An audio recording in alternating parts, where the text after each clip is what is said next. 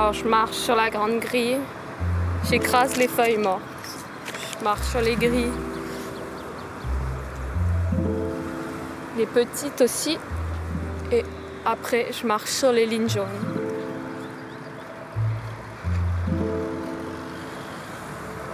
Je pose les deux pieds, je touche un bout de l'arbre et je marche sur les feuilles mortes qu'il y a.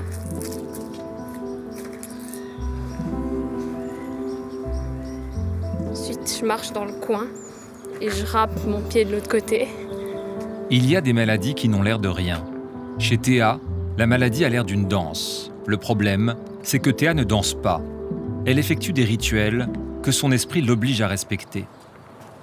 341 820, 80 984, 330 466, 106 176, 81 212, 186 457.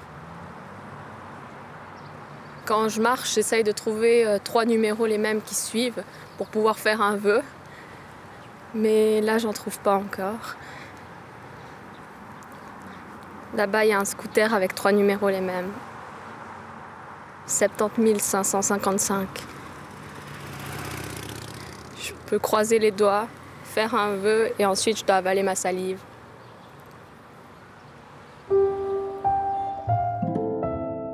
Théa est victime de TOC, des troubles obsessionnels compulsifs. Considérés comme une maladie psychiatrique, les TOC sont caractérisés par des pensées intrusives qui obligent le patient à réaliser certaines actions. C'est magique pour eux. Ils ont une impression qu'en faisant ces rituels, simplement parce que l'anxiété diminue, ils ont l'impression qu'ils ont une efficacité sur le danger. C'est le fait que l'anxiété diminue qui va leur faire croire qu'ils sont utiles. Mais en fait, pas du tout.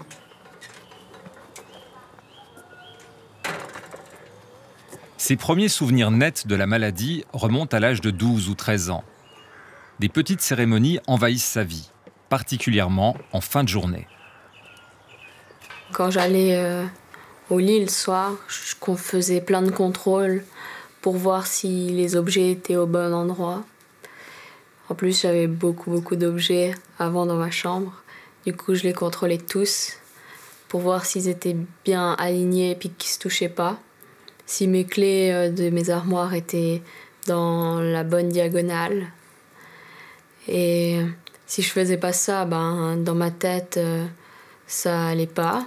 Et quand j'éteignais la lumière et que je voulais m'endormir, je repensais à si j'avais fait ça, si j'avais fait ça.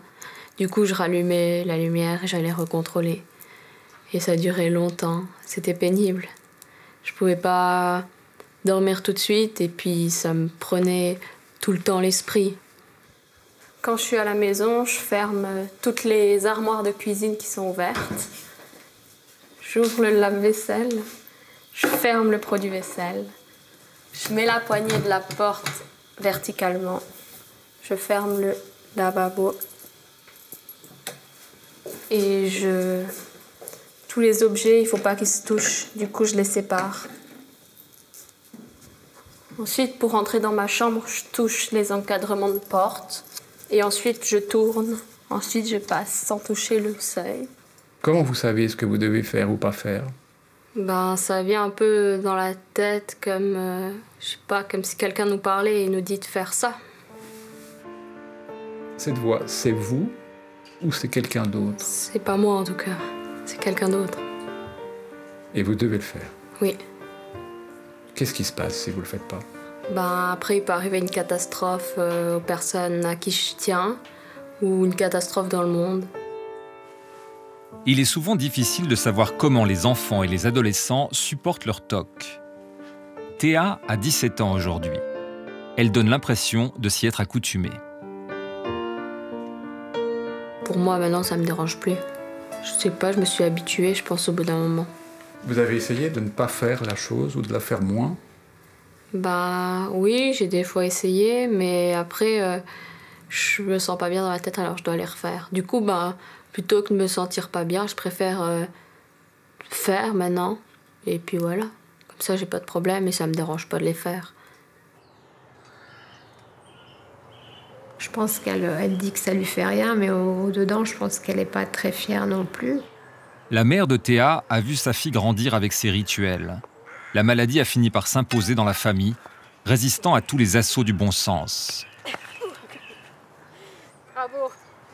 Au départ, je la grondais presque. Je disais non, mais maintenant ça suffit. Tu peux pas faire ça. C'est pas bien. Finalement, t'as plus de vie parce qu'elle en avait sans arrêt, sans arrêt. Du matin au soir, elle était dans ses tocs. Pour essayer de la faire changer, c'est tout le contraire de ce qu'elle voulait. Je dérangeais tout dans son lit. Je mettais la clé de l'autre côté. Je fermais les portes alors qu'il fallait les ouvrir. Je faisais tout le contraire. Et comment elle réagissait? Elle réagissait très mal. Elle se fâchait. Alors après, je faisais tout comme elle voulait, au fait. Et puis, ça a été mieux, parce qu'elle remarque pas. En fait, je dérangeais pas ce qu'elle faisait. Et puis, au jour d'aujourd'hui, disons que je vis avec, je fais plus de cas. Ça fait partie d'elle, ça fait partie de nous, quoi. Chez Théa, le quotidien est demeuré viable. Mais dans certaines familles, les TOC peuvent avoir des effets dévastateurs. Ça peut devenir un enfer pour une famille qui est contrainte pour que leur enfant ne fasse pas de crise, pour qu'il puisse tout simplement sortir de la maison pour aller ailleurs ou en vacances, de se plier au rituel des enfants. Et donc ça peut devenir extrêmement préoccupant pour une famille, épuisant. Et que certaines familles se retrouvent à devoir renoncer à sortir, à partir en vacances ou aller chez des amis, ou même inviter des amis, c'est plus possible, et que ça peut être un cauchemar pour une famille.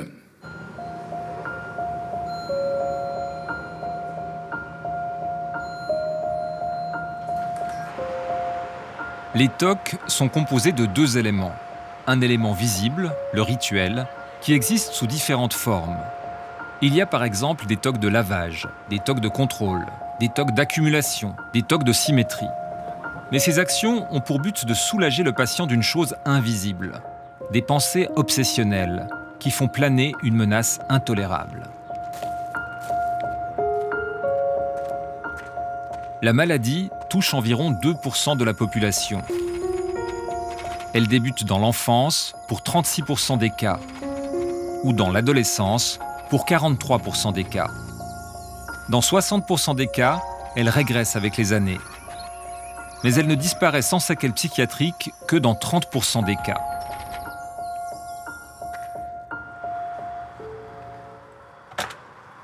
Théa s'est habituée à ces TOC, mais ils lui prennent du temps.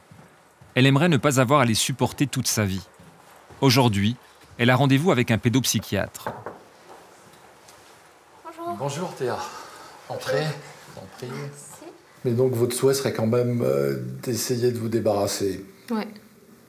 Quand je regarde la télé, des fois, c'est un petit peu pénible parce qu'en fait, je dis la chaîne en haut, ensuite je regarde tout, je lis tout ce qu'il y a dans l'image.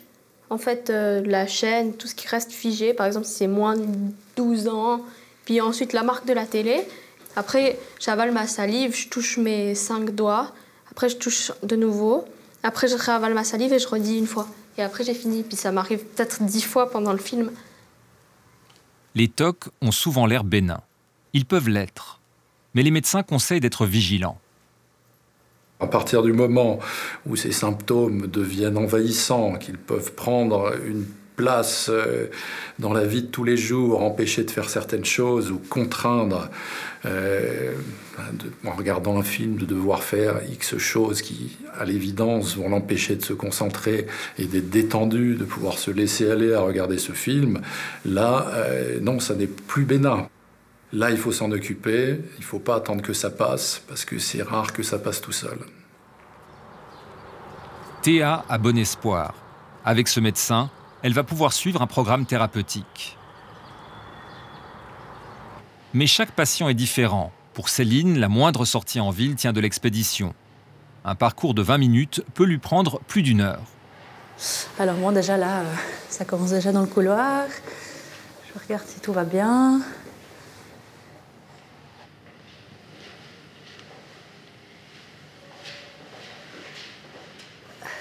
Voilà.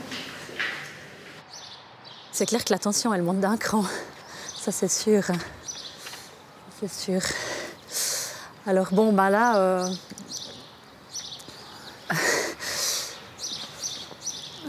bon, là, ça va encore parce que c'est un quartier que je connais bien. C'est encore...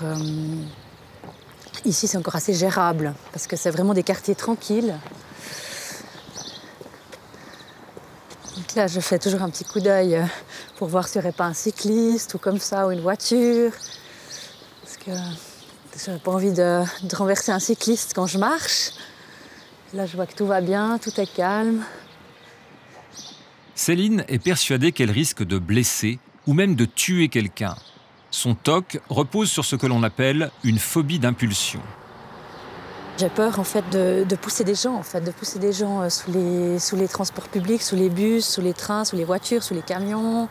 Quand je croise quelqu'un, j'ai toujours cette pensée automatique qui arrive dans ma tête et puis qui me dit que je vais pousser quelqu'un, puis c'est très anxiogène.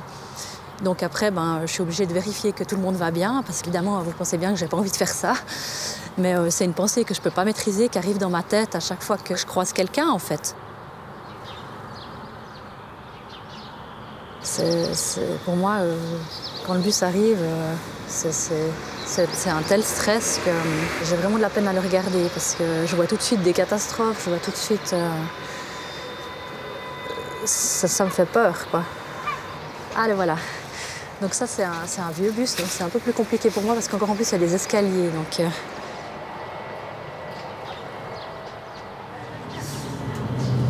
C'est vrai que j'ai tendance à aller m'asseoir sur une place où je peux avoir une vue sur l'arrière. Et puis je vérifie derrière moi à l'arrêt si je n'ai pas poussé quelqu'un en montant dans le bus. Donc je regarde par la fenêtre si tout va bien sur le trajet qu'on vient de faire.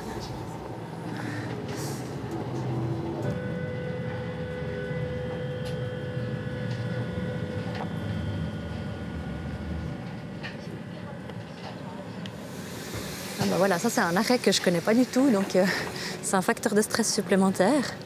J'ose pas trop regarder, justement. Je préfère attendre qu'ils partent et puis après reprendre mes esprits après. Donc voilà, il est parti. Je regarde si j'ai poussé personne sous le bus.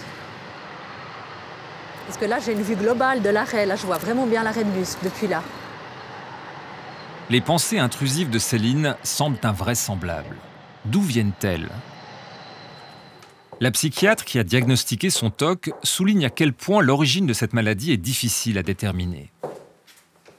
On sait très bien que certains facteurs sont génétiques, neurobiologiques, physiologiques. On n'a pas tous les mêmes réactions anxieuses, mais il y a aussi des facteurs éducatifs, environnementaux, des événements traumatiques qui peuvent favoriser l'apparition d'un TOC, et aussi une personnalité. C'est-à-dire qu'on retrouve chez les patients qui souffrent de TOC des particularités psychologiques.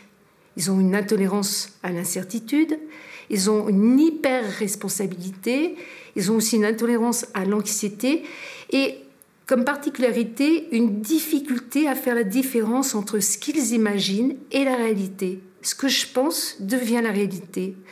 Tiens, j'aurais pu renverser quelqu'un. J'ai dû renverser quelqu'un, ça devient « j'ai renversé quelqu'un ». C'est-à-dire que ça devient sa réalité. Il n'arrive pas à la discuter. Ça fait 17 ans que je souffre de cette maladie. Et puis j'ai eu des milliers de fois ces pensées. Donc dans des moments d'angoisse, je me dis il y a bien une fois que ça a dû arriver. Et puis c'est très angoissant. Mais tous les mois, mon psychiatre me dit que non, que dans le TOC, phobie d'impulsion, il n'y a pas de passage à l'acte. Donc j'écoute ce que les professionnels me disent, mais c'est vrai que des fois la nuit ça tourne, et puis je me dis mais il y a bien une fois où j'ai vraiment dû mettre quelqu'un sous un train, quoi. C'est un endroit assez anxiogène pour moi parce qu'en fait, ce qui se passe c'est que il y a le trottoir mais on voit pas ce qu'il y a après. Donc je ne sais pas ce que je vais rencontrer. Est-ce qu'il y aura un bus qui va arriver? Est-ce qu'il y aura une personne âgée avec son déambulateur? Je ne sais pas qui va arriver après ce virage, donc c'est l'inconnu. Donc ça va me prendre du temps pour passer cet obstacle en fait. Je vais vérifier et puis il faut que je me lance, quoi. C'est un peu l'inconnu. Donc ça va me prendre un peu de temps pour passer ce virage.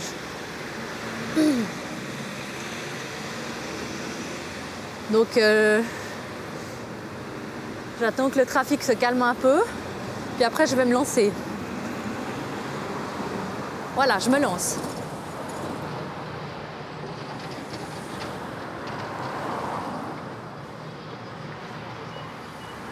Alors là, j'essaye d'aller le plus vite possible, parce que c'est vraiment un trottoir que j'aime pas du tout.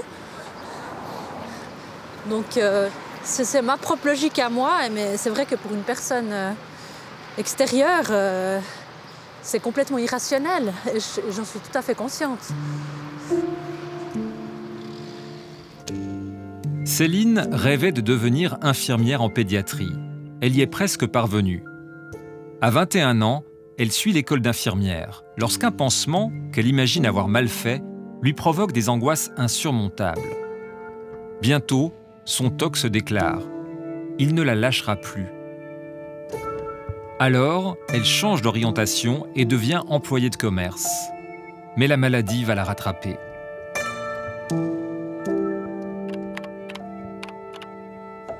Je devais faire de la saisie de factures.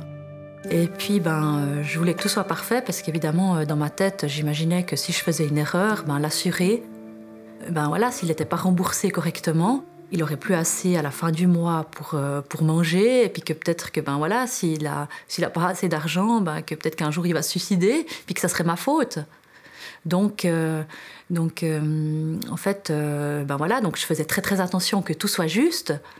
Donc je vérifiais 10 fois, et puis j'arrivais à saisir 25 ou 35 factures par jour. Et puis les critères, c'est qu'il fallait en saisir 125. Donc j'étais pas rentable. Donc je suis restée 3 semaines dans cette entreprise, et puis après, on m'a licenciée. On va se mettre à table. Céline a connu la dépression et l'internement avant de remonter la pente. Aujourd'hui, mère de famille, elle va mieux. Mais ça n'est pas sans regret. Malheureusement, j'ai une rente AI à 100%. Et puis, je dépends de la société. Et puis, je le vis assez mal. Parce que mon rêve, ça serait d'avoir une vie comme tout le monde. Ça veut dire avoir une place dans la vie professionnelle.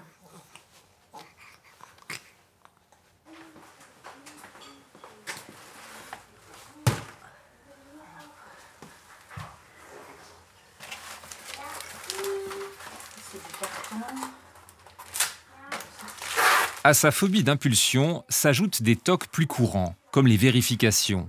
Par exemple, dans le tri des déchets. Des gestes simples peuvent lui prendre un temps infini.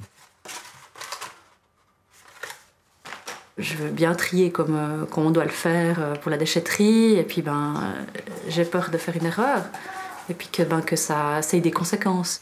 Que ça explose, et puis qu'il y ait des ouvriers qui soient blessés à cause de moi. J'ai mis quelque chose d'explosif dans la poubelle, ou des choses comme ça. Enfin, je fais vite des scénarios catastrophes.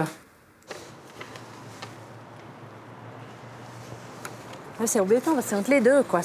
On ne sait pas si c'est du papier ou du carton, quoi. Je dirais que c'est du papier, ça.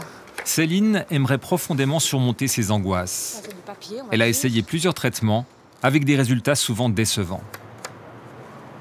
Blanc, vert, brun, et c'est tout. Donc c'est les 3 en fait. Oui. Ok. Certains médicaments parviennent à calmer la maladie. Mais le traitement spécifique pour les TOC est la thérapie cognitive et comportementale. Elle consiste à exposer graduellement le patient aux situations qui l'inquiètent. S'inspirant notamment de ce principe, une ergothérapeute est parvenue à aider la jeune femme. Donc du coup, tu crois que je pourrais verser comme ça? Moi, je t'encouragerais à le faire, ouais. Ouais? Ouais. Écoute, j'ai de la peine, quoi. J'ai de la peine à verser d'un coup, quoi. Ça me pose problème, quoi. Alors tu fais comme tu la sens, mais ça serait une possibilité, t'es d'accord avec moi? Ouais, non, tout à fait, okay. Non, c'est clair. Mais j'arrive pas, j'ai besoin d'avoir les choses dans les... Enfin, ouais, c'est encore compliqué, je crois. Y a pas de problème. Allez, on y va. La théorie, chez moi, ça fonctionne pas, quoi. Il faut vraiment que je sois sur le terrain, mais pour ça, j'ai besoin d'aide. Pour moi, c'est trop difficile de commencer quelque chose toute seule. Alors souvent, Séverine, Souvent, Séverine, je l'utilise, je travaille avec elle, souvent pour, entre guillemets, mes premières fois. Allez, on y va. Hein. On y va. Extra. Et voilà, ça c'est fait. Bien Dans joué. cette maladie, ce qui est important, c'est de s'entourer de gens qui sont positifs et qui croient en nous. Puis trouver des moyens pour arriver à faire les activités de la vie quotidienne. C'est vrai que je ne parle pas de ma maladie à tout le monde parce que j'ai honte de ce qui m'arrive. Moi, j'avais aussi envie de témoigner parce que c'est vrai que j'ai envie d'être utile aussi. Je me dis, il y a bien des gens il faut bien qu'il y ait des gens témoignent. Hein. Et finalement, si je peux rendre service une fois, être utile une fois, c'est un plaisir.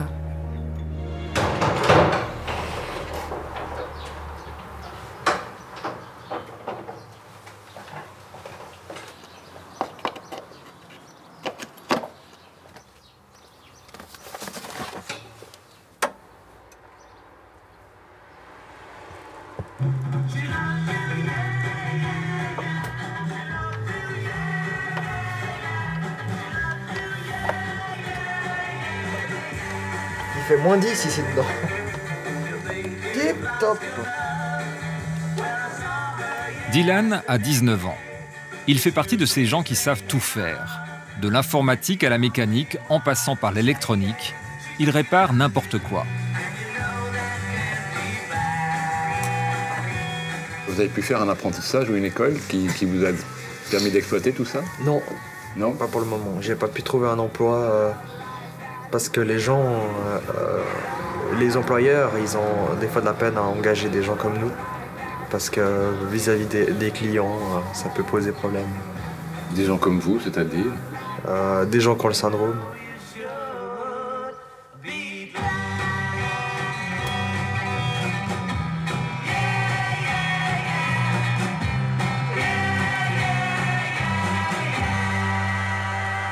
C'est une maladie injuste, car on ne contrôle pas ce qu'on fait. Et les gens, ils n'arrivent pas à comprendre ça, quoi. Les gens, ils croyaient que nous, des fois, on se fiche de leur figure. Notre corps, on fait qu'à sa tête. Et c'est ça qui m'a empêché d'avoir une scolarité normale et d'avoir au jour d'aujourd'hui un emploi comme tout le monde.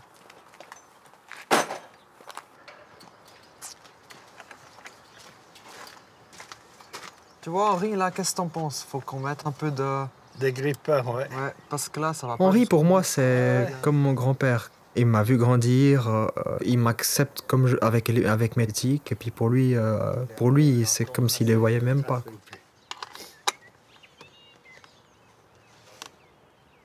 Tip top. Pour ce proche de la famille, l'avenir du garçon a bien été compromis par cette drôle de maladie. Une maladie qui n'en serait peut-être pas une sans le regard des autres. Tu dois aller au docteur souvent? Ouais, je vais faire des petits contrôles. Ouais. La situation professionnelle dans laquelle il est maintenant, ça vous inquiète? Oui, beaucoup. Mais j'espère que ça n'aura pas plus loin et puis qu'il puisse trouver du travail. Il y a des gens qui sont un petit peu trop égoïstes parce qu'ils voient et puis ça, il le rend plus malade. C'est ça, c'est le regard des gens. Des fois, quand on postule pour des emplois, les gens, ils n'ont pas envie de nous prendre. Vous êtes en colère? Non, je ne suis pas en colère. Si au jour d'aujourd'hui, je témoigne par rapport à ma maladie, c'est pour faire découvrir aux gens ce que c'est vraiment. Et puis que les gens comprennent un peu ce qu'on vit. Et que la meilleure manière pour nous de vivre normalement, c'est d'être acceptés comme on est. La maladie de Dylan n'est pas contagieuse et ne fait de mal à personne. Lui-même n'en souffre pas physiquement. C'est une maladie neurologique, en grande partie héréditaire, marquée par le dysfonctionnement de connexions cérébrales. Le syndrome de Gilles de la Tourette.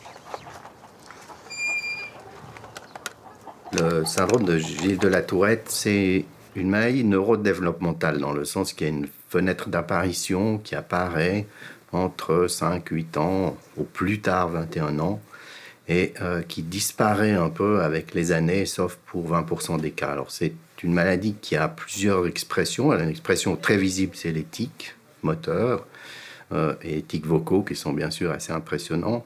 Mais il y a aussi une manifestation psychique sur des phénomènes d'attention, d'hyperactivité, des phénomènes comportementaux, les TOC, les phénomènes obsessionnels compulsifs, des rituels, des choses comme ça. Il y a aussi des phénomènes d'automutilation qui peuvent être très désagréables aussi du point de vue comportemental. Et il y a aussi des troubles de l'humeur qui sont associés à ça. Donc il y a plusieurs expressions. C'est les tics qui sont le mode d'apparition en principe le plus remarqué, mais les gens souffrent aussi des autres problèmes.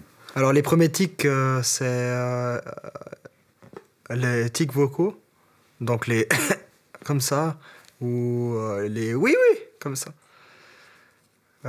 Ou ouais, c'est toujours répéter les mots, et puis toujours des fois, je répète des mots, mais avec une intonation plus élevée, où j'augmente le volume. Ouais. Tout à coup, un mot plus fort. Assez dérangeant, oui. Parce que quand j'ai une conversation avec quelqu'un, la personne, elle se dit, mais comment ça se fait? Ou alors, quand on me dit, par exemple, tard le soir, dans un quartier d'habitation, si on me dit, on parle pas trop fort. Alors là, il y a des mots où je prononce très fort. Et puis ça, c'est embêtant.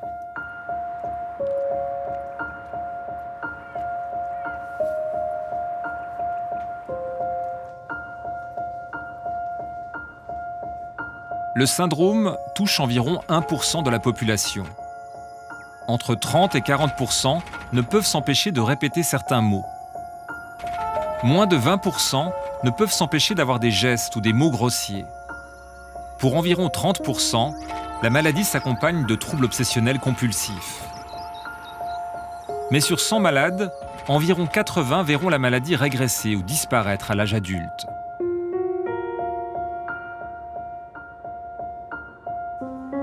Ce matin, Dylan vient voir le neurologue qui, voici 2 ans, a diagnostiqué sa maladie.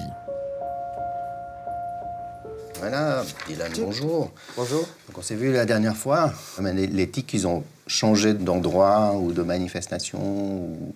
C'est toujours les mêmes que quand on s'est vu la dernière fois. Il y en a qui ont disparu. Ouais. Là, en ce moment, lesquels, par exemple? Les sauts. Ouais. En ce moment, c'est assez calme. Ouais. Les bruits, ça vous en fait toujours? Oui, de temps en temps, ouais. D'accord. À la fin de la journée, vous êtes épuisé? Oui, quand même. Ouais. Quand même. À l'intérieur de vous-même, vous avez l'impression qu'il y a comme une espèce de volcan, qu'il y a toujours des tics ou des sensations qui montent et que vous devez toujours lutter contre elles? Oui, un peu, ouais. Mais sinon, je cherche beaucoup à des gens qui ont la Tourette pour parler avec eux. S'entraider. Vous faites partie de l'association? Oui, alors je voulais vous montrer un t-shirt que j'ai fait faire. Ah oui, c'est super. Bien. Oui. Ah oui, ça c'est vraiment une super attitude. Voilà, donc j'assume entièrement et c'est comme ça que je montre aux gens que... Ouais, bravo en tout cas. Lausanne, vos prochaines correspondances. Interrégio à destination... Le tic ne fait pas mal, mais il est irrépressible. Et les patients qui cherchent à le retenir se sentent profondément mal. Alors, ils souffrent partiellement dans leur corps des urgences, parce qu'avant, un tic, pas d'ailleurs chez tout le monde, mais apparaît une sorte d'urgence. C'est un peu cette impression que vous avez avant d'éternuer, ou si vous avez très besoin de faire pipi, ou si vous devez avaler, au bout d'un moment, vous n'avez pas avalé, si vous devez tousser. C'est ce genre d'urgences-là qui sont désagréables, soulagées partiellement par le tic, mais ils peuvent aussi avoir d'autres urgences et impulsions qui, elles, les font souffrir psychiquement plus que physiquement. Un tic, c'est un automatisme. Des fois, le truc, c'est que dans les transports publics, je me contrôle un bout, mais après, j'arrive plus à contrôler, puis ça sort, et puis voilà. C'est là que ça pose problème. Ça doit faire à peu près 3 ans que j'ai pas repris le train, parce que c'est vraiment un challenge parce qu'on doit affronter le regard des gens et surtout là, les uns en face des autres. Du coup, on est très vite remarqué et le regard se tourne sur nous et du coup, on n'est pas à l'aise. On ne peut pas faire un voyage en étant tranquille. On est tout le temps oppressé par ces regards. C'est assez angoissant. J'essaie de pas trop y penser parce que sinon je passe une journée où je vais déprimer et puis voilà, alors je passe au-dessus. Il y a d'autres choses que vous faites pas? Les endroits où il y a beaucoup de monde. Les fêtes, tout comme ça. Ça j'évite. Les concerts. Voilà. Prochain arrêt, Aigle.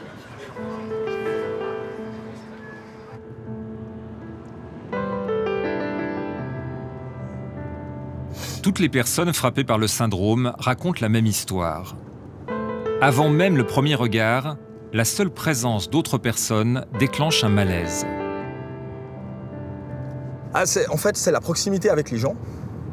Et c'est difficile à expliquer. C'est quelque chose qui est assez difficile à expliquer. Mais même si la personne comprend, en fait, même si la personne est au courant, même si le fait d'être à côté d'elle, d'avoir quelqu'un à côté, ça fout un stress et une tension qui est proportionnelle à la longueur, à la durée du trajet et éventuellement à l'incompréhension de la personne et au stress de l'autre personne, parce qu'il y a des personnes qui pourraient ne pas comprendre. Ça m'est arrivé de prendre un avion où finalement tu transpires à grosses gouttes, parce que la tension est tellement forte que tu sors de l'avion, t'as la tête qui fume, quoi. Ça chauffe. Tellement t'es tendu, ça décuple le syndrome.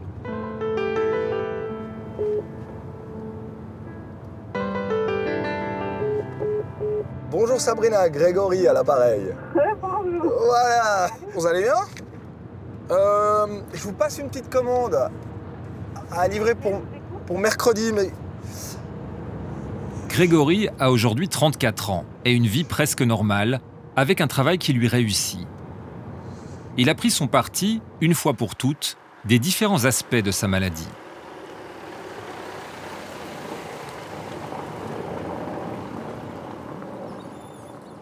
Moi, j'aime pas parler d'injustice.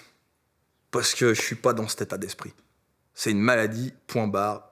Donc, au bout d'un moment, on peut se poser et puis se prendre la tête en se disant que c'est injuste. Ou alors, on s'assoit, on chiale un coup et on prend les initiatives qu'il faut pour faire avec et devancer, contourner ça.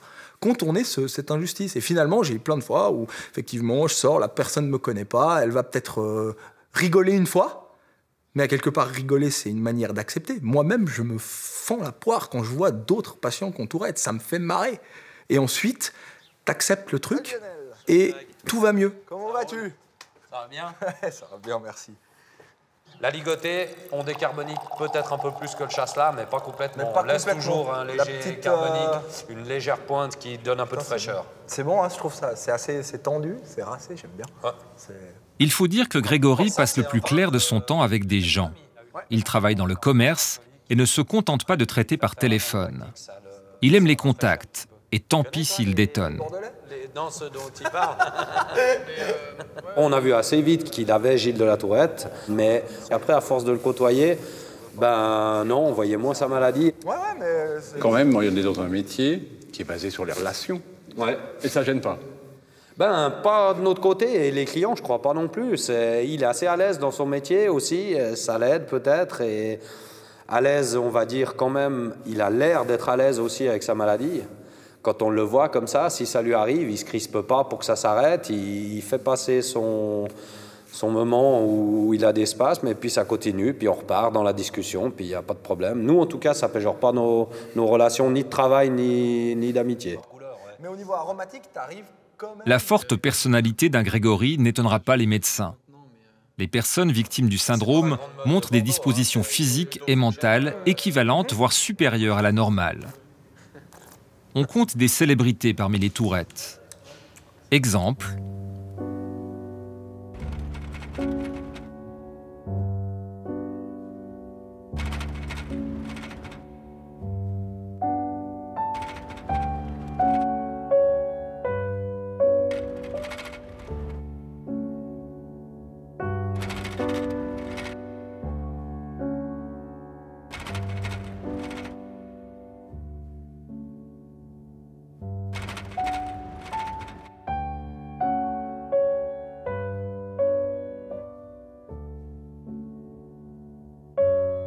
Donc, Grégory va bien, aujourd'hui. Mais cette santé actuelle est une immense victoire, remportée sur des années difficiles. Les années d'enfance et d'adolescence, marquées par l'irruption de la maladie. Les premiers tics, c'est quoi? Des cris. Des cris? Ouais, des cris. Du genre? Des cris stridents, de voix, quoi. Je sais pas, un A, mais vraiment marqué, enfin répétitif, quoi. Donc toute la journée, t'es là, t'entends des A, I, A, O. Les parents se disent, mais attends, il déconne, il fait exprès, tes conneries, quoi. Puis au bout d'un moment, tu vois que ça dure, que le soir, tu t'endors pas, que t'as des cris. Là, les parents, ils commencent à choper les boules. Ils se disent, attends, qu'est-ce qui se passe? Ensuite, c'est passé des cris à des petits bruits, parce qu'évidemment, à l'école, c'était pas gérable. Donc, petit bruit. Ça dérangeait tout le monde. Enfin, ça dérangeait tout le monde. C'est-à-dire que le monde autour n'était pas habitué à ça. Donc, ça dérangeait. Donc là, tu prends des insultes. Donc, effectivement, ça, c'est assez dur à vivre. Si là, je rembobine dans ma tête et que j'essaie de me souvenir un petit peu les fois où je suis rentré chez moi, où l'école s'était mal passée, il y a des fois, tu as envie de creuser ta tombe et de te foutre dedans. Tellement c'est violent.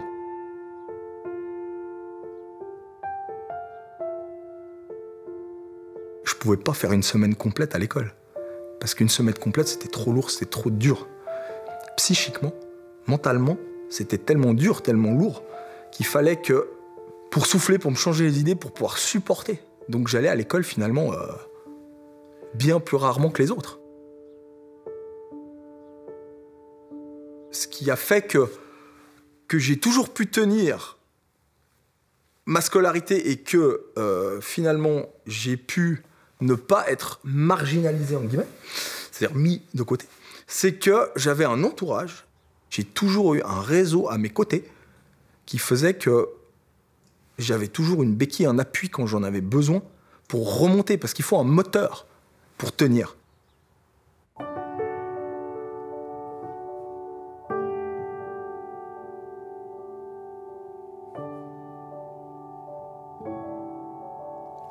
T'avais des petites dents de souris, là. T'étais beau, comme un grand garçon. Là aussi. Pour des parents, le choc du syndrome est effectivement brutal. Les parents de Dylan se souviennent de leur désarroi. T'étais beau, là. Moi, je me suis rendu compte à l'âge de 9-10 ans. 9-10 ans? 9-10 ans. Qu'est-ce qu'il avait? Alors, il fermait les yeux beaucoup. Et puis, il sautillait beaucoup. Et puis, il était toujours très inquiet. Inquiet? Inquiet, très bougeotte, on va dire. D'accord. Et moi, je me disais, mais c'est pas possible qu'il a autant de bougeottes comme ça à la maison. Qu'est-ce qui se passe?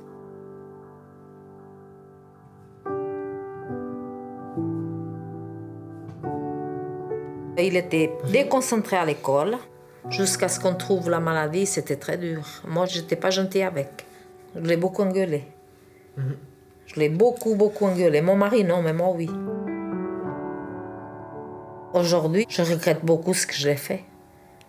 Parce que c'était un enfant qui avait déjà cette maladie, et puis moi, je ne savais pas. On ne comprend pas, du coup, on sanctionne l'enfant, alors que lui, il n'y peut rien.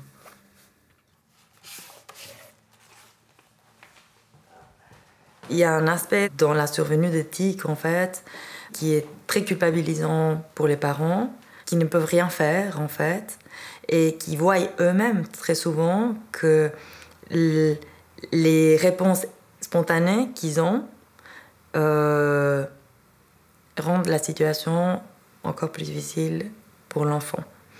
Et quand les tics sont tellement manifestes comme c'était le cas pour Dylan, il est vraiment difficile de garder son calme. L'adolescent, lui, a surtout l'impression qu'on ne le comprend pas. Il y a un aspect d'injustice très important. Comment ça se fait que je ne peux rien faire pour que ça aille mieux? Et puis toujours la peur que ça empire. Il y a un caractère aussi non maîtrisable, en fait, à l'intensité des tics, qui fait que les patients vivent ça comme étant une perte de contrôle très angoissante. La pédopsychiatre finit par envoyer le garçon chez le neurologue. Le diagnostic tombe. Dylan a bel et bien le syndrome de Gilles de la Tourette. J'avais déjà quelques petits indices, je pensais que c'était ça, mais j'étais pas sûr à 100%. Et puis quand ça a été confirmé, là, j'étais dans tous mes états. Pour moi, c'était, on va dire, le pire jour de ma vie.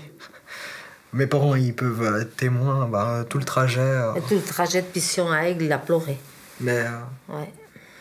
J'ai jamais autant pleuré dans ma vie, je crois, que ce jour-là. C'est le pire jour de sa vie, mais c'est aussi la fin du tunnel. Maintenant, il a pu mettre un nom sur son problème. Dylan veut comprendre. Il épluche les livres et les revues. Plus il en sait, mieux il se sent. Mais il a une maladie qui se diagnostique, pour l'instant, uniquement par les symptômes. Est-ce qu'on comprend ce qui se passe dans le cerveau? Alors, c'est un phénomène complexe qui agit probablement à 3 niveaux. Dans les étapes précoces de la volonté, avant qu'on se rende compte d'un mouvement volontaire, dans les étapes de l'automatisme des mouvements appris, où on n'arrive pas à focaliser sur un mouvement sans en entraîner un autre, et puis dans une perception sensitive qui entraîne une urgence à faire un geste involontaire.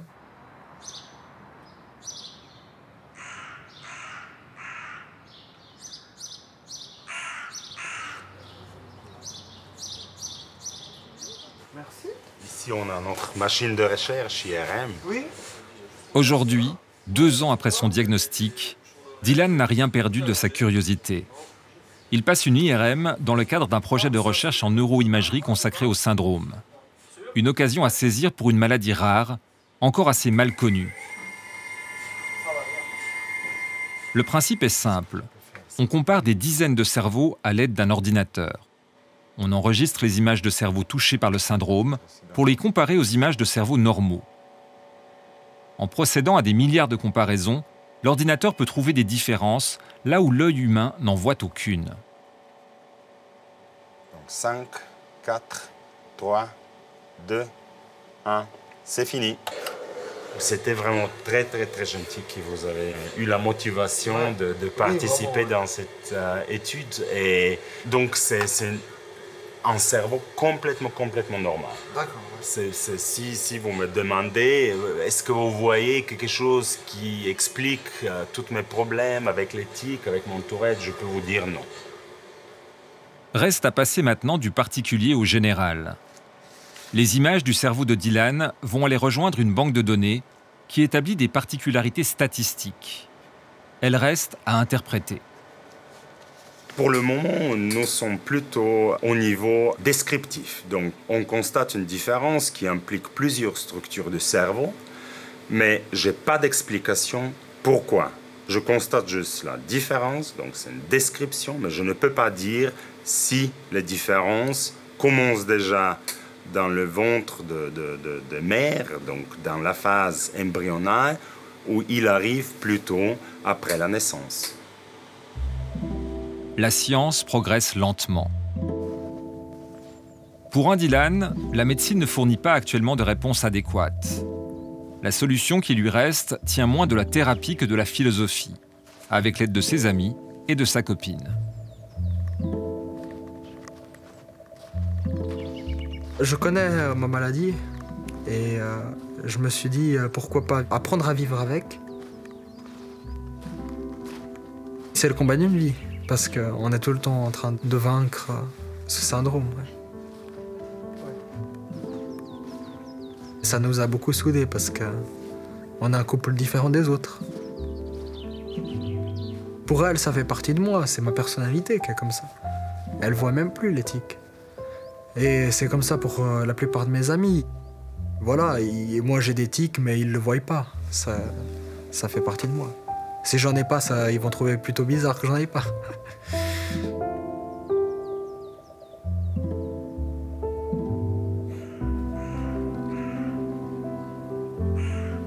Avec 15 ans de plus que Dylan, Grégory est parvenu à un équilibre qui lui convient.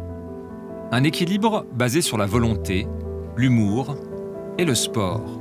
Beaucoup de sport. À commencer par les expéditions en montagne. J'ai passé une bonne partie de ma vie à essayer tout ce qui est possible, puisque quand vous avez une maladie comme ça, forcément, vous tentez tout ce que vous pouvez, vous essayez de vous battre. Et puis, en fait, le meilleur médicament, c'est le jour où j'ai compris qu'il n'y a pas de médicament, en tout cas pour moi, je parle aux jeunes, il n'y a pas de médicament, il n'y a pas de thérapie. Arrêtons de se battre, mais plutôt acceptons, vivre en harmonie avec ça, c'est comme ça, c'est là, il faut le gérer. Et plus tu te bats contre, plus j'ai l'impression que tu engendres de turbulences. Et plus tu acceptes, plus tu peux faire avec, trouver des choses qui permettent de vivre confortablement avec. Je crois que c'est la clé. Donc c'est très important de pouvoir avoir ces moments de béatitude. Et moi j'aime respirer l'odeur du ciel, j'aime voir la nature, j'aime sentir les éléments.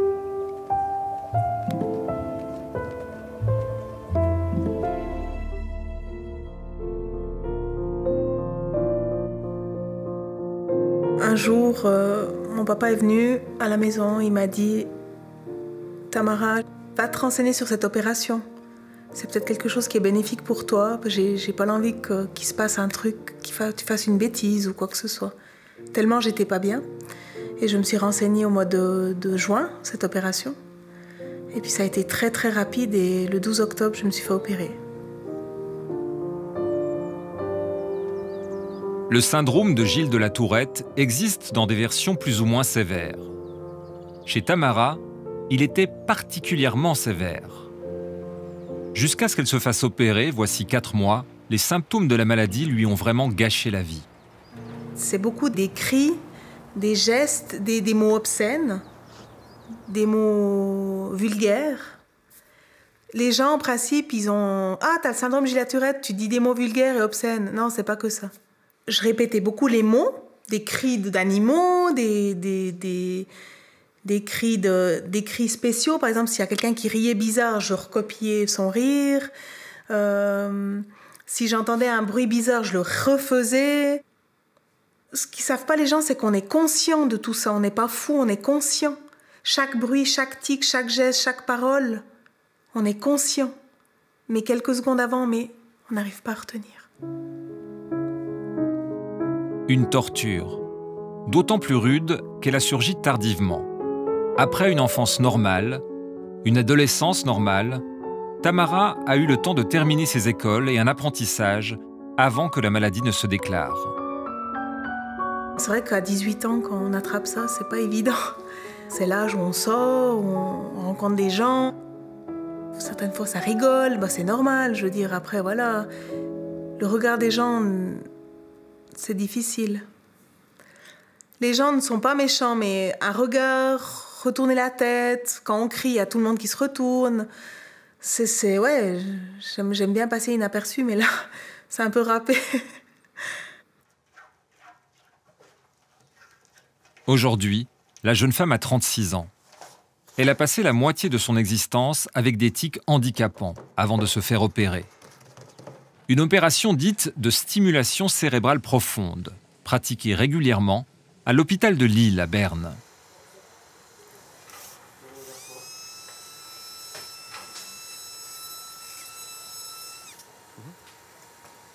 Voilà, là on va insérer la microélectrode.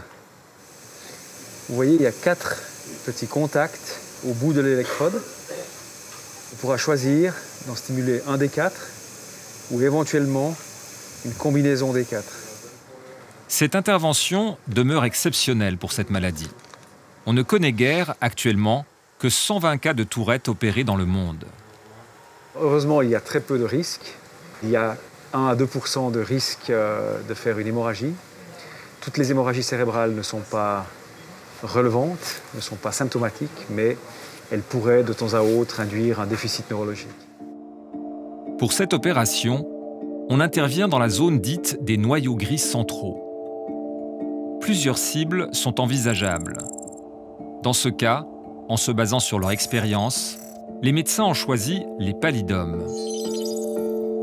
La stimulation cérébrale profonde se fait en introduisant des électrodes qui permettront d'envoyer un courant électrique modulable. Le dispositif est relié par des fils minces dissimulés sous la peau à un système d'alimentation et de réglage qui s'implante comme un pacemaker. C'est une thérapie invasive. Donc on opère un patient au cerveau, on implante du matériel permanent. C'est une thérapie vraiment pour les cas très sévères, pour les patients qui ont une énorme souffrance, qui n'est pas suffisamment soulagée par les autres possibilités de traitement. Il y a 2 sur 10 à peu près qui n'ont pas vraiment une très bonne réponse. On ne sait pas pourquoi. Donc c'est une majorité des patients avec un Tourette qui répondent bien. C'est une thérapie quand même très puissante, mais on ne peut pas donner la garantie d'emblée. Désormais, pour Tamara, Bonjour. le matériel est implanté. Reste à affiner les réglages. Elle a rendez-vous avec son neurologue dans une ambiance nettement optimiste. C'est passé alors, ça va. L'éthique, il y a toujours la même chose ou un petit peu moins ou... Depuis 3 semaines, il y en a beaucoup moins. Ouais, beaucoup moins. Ils vous ont aussi fait remarquer ça, les gens? Oui, oui. Ouais. Vous vous sentez aussi plus calme, plus relaxé? Oui, plus calme, plus relaxé, plus envie de faire de choses, plus le moral aussi. Le moral est plus là et j'ai l'impression de revivre gentiment. Vous avez l'impression qu'elle est sortie d'affaire? Alors c'est difficile de répondre. Je pense qu'il y a une amélioration assez claire sur la production d'éthique. On ne l'entend plus à distance comme on l'entendait avant. Elle a dit elle-même qu'elle en a beaucoup moins. Elle s'est nettement améliorée sur le plan aussi de l'humeur, de son moral, mais aussi de ses contacts sociaux. Donc ça a changé, ça a eu un impact sur sa qualité de vie. Maintenant, il faut rester très prudent, d'abord parce que on est seulement à 4 mois et c'est probablement un peu tôt pour répondre, mais enfin, il y a une tendance, c'est déjà, je pense, quelque chose d'important. Le fait qu'il impacte sur sa vie, pour moi, c'est quelque chose de majeur.